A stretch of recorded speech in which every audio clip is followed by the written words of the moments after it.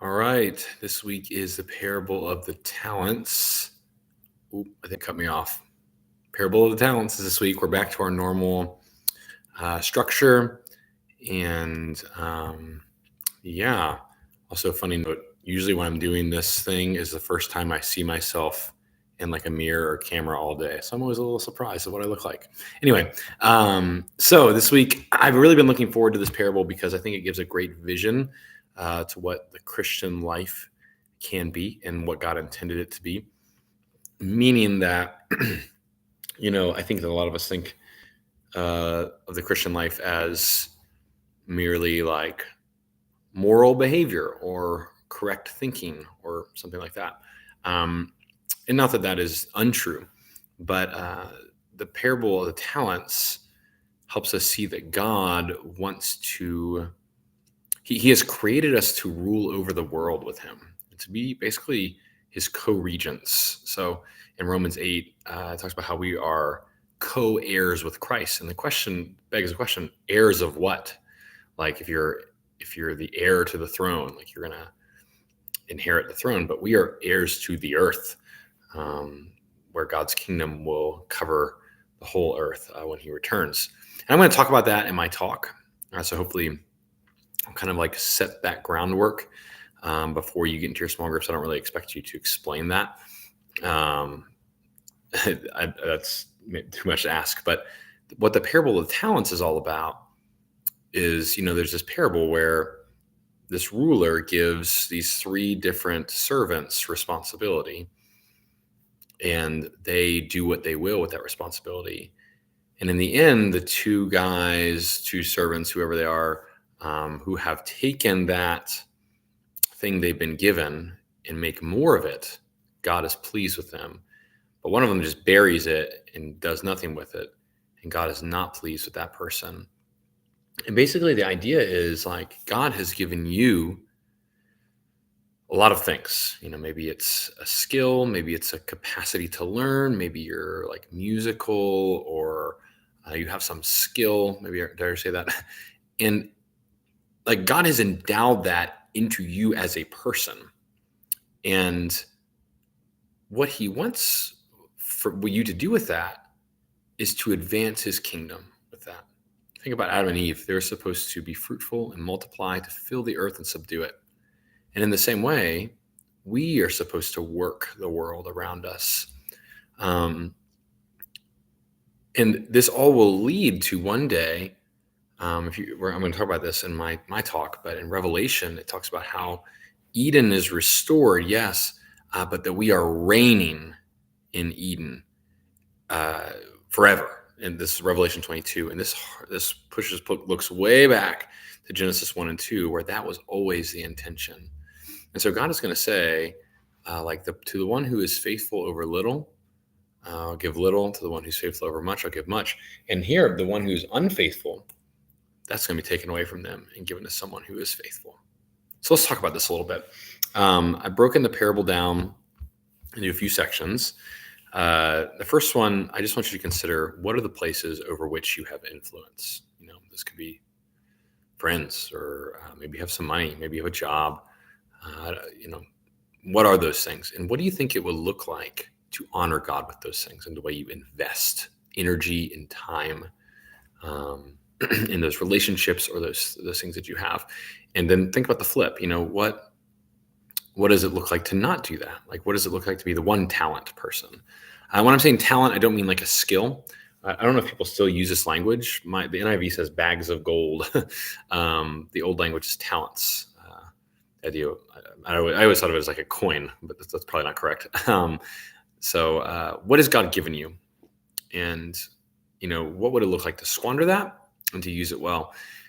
And then I'd like you to think about as a group, like, okay, so each of you has a major or, a career. What does it look like to advance God's kingdom through that career? So let's take like nursing for an example. Maybe you're a nursing student, healing people, treating people with kindness. That is a good thing that God wants for us. But it's also possible to use that same career, to do that same career in a way that dishonors God. Maybe you just don't care about your job. Maybe you do a really like half-hearted job, you don't take care of people, maybe things slip through the cracks. And so God has given us these things, and we can be really lackadaisical with them in a way that dishonors them. So just to get like the conversation going. I mean, some people might really struggle with this. I remember a guy who was like going into a career when I was in a past like campus, and he really struggled to see how his job could honor God, and that was really challenging. Some of us, there's some debate about some jobs and what we can be doing with them. So hopefully you'll have some good conversations there. And then the next section, I have you reading verses 19 to 25, and I'd just like to consider, like, what are some of the things that could hold us back from taking responsibility of what God has for us? What are the hurdles for you? Maybe it's apathy, laziness. Maybe you lack like a vision, or like why what you do matters. And then asking a more specific question, what does it look like for you to be faithful right now during college? So in the parable, we see the guys, they're investing what they have and they're making the most of it. There's a certain time and place where they're asked to invest it. And that's the same with you. And to be more specific, schoolwork is one of those things. So you've come here to do school, and so you should do it. You should do it well. At the same time, there's a ton of other things going on. So how do you balance that? How do you balance the schoolwork before you, and also, reaching out to non-believers, loving your friends, being faithful to your BCM friends and the community that got to like love them well. How do we do that well together? So that's the conversation there. And then the parable ends in kind of a way that maybe we're not always comfortable with. So the guy who has the one bag, he buries it in the ground. And the master's upset with him because he's not done what he's asked to do. And he takes the bag from him and gives it to the one who has 10 bags, the one who seems to have the most.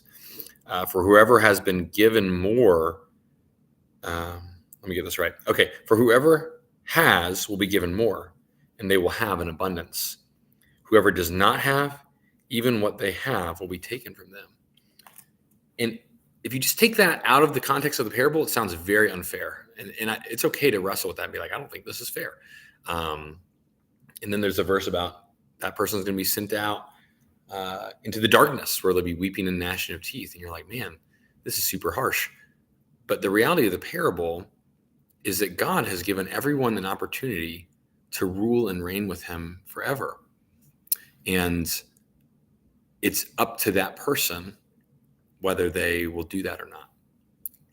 Because if you think about it, like if that's God's intention, what we're going to look at in Revelation 22, if we don't participate in that intention, you're not prepared to do the thing he has set up for you. You've chosen something else.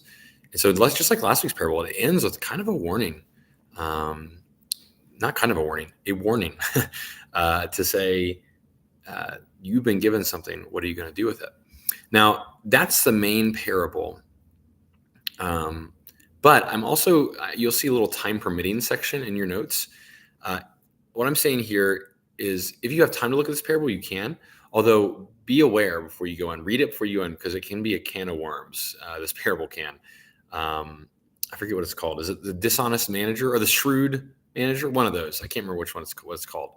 But basically there's a dishonest guy who does some like shady deals, and then someone praises him for it. And the idea is like, let me flip over to it for my own purposes. Even the people who don't care anything about moral behavior or doing things the right way. Maybe people that like do their schoolwork half-heartedly. Maybe sometimes we do our schoolwork half-heartedly, or we cut corners to do it. I'll just read you this part because this is his kind of takeaway. The master commended the dishonest manager because he had acted shrewdly. And if you read it, you'll find out. For the people of this world are more shrewd in dealing with their own kind than are the people of the light. I tell you, use worldly wealth to gain friends for yourselves, so that when it is gone, the wealth, you will be welcomed into eternal dwellings. And this is verse 9 is notoriously difficult. This is my opinion on what I think it means. I think it means that the people who care nothing for God, we see them being shrewd with things, it may not be honest, but they're making something out of nothing sometimes. If they can do that, how much more should we who are walking with God be able to do great things with things God has given us, with his help, of course. And so at the very least, we can use the things God has given us to win people over and to be with them forever. That's what I kind of think is going on here. But regardless, if you don't have time to read 1 through 9, like if you're low on time, don't do that. Just flip to the end of Luke 16, because Jesus is going to use the end of that parable, and he gives us a little message. He says, whoever can be trusted with very little can also be trusted with much. And whoever dishonest with very little will also be dishonest with much. So if you have not been trustworthy in handling worldly wealth, who will trust you with true riches? And then he talks about money and why money can be dangerous to this end. But the big question I have for you guys in prayer time is simply this. If you can have like one question, what is the main talent, I'm going to say, or gift or relationship or possession? What's the thing that God is calling you to be faithful with right now? What is that going to look like for you? What are the hurdles to that? I think that's a guys and girls time is a good space for that. So yeah, that's where we're headed. I really enjoy this parable. I think it's challenging. I think it's a different way of thinking about what Jesus is calling us to than what we hear in some of the other parables. And so I really think it's a powerful one that sheds some new light. A quick word on announcements. The notes I'm going to send you guys as I'm recording this video are not complete. We're still working on some details for announcements. So I print out the sheets for you guys every week, and the full announcements will be on there for you. So that's surprising to you that I print out the sheet. Sorry, I haven't communicated that. I put them in the rooms every week for you guys to use. Okay, I think that's all I have. I will say that maybe this parable raises some questions for you, either the Matthew 25 or the Luke one. And I welcome those questions. I don't know if I'll know all the answers, but I'm happy to process it and talk through it as always. Okay, I think that's all I got. Let me know what you need. I'll see you soon.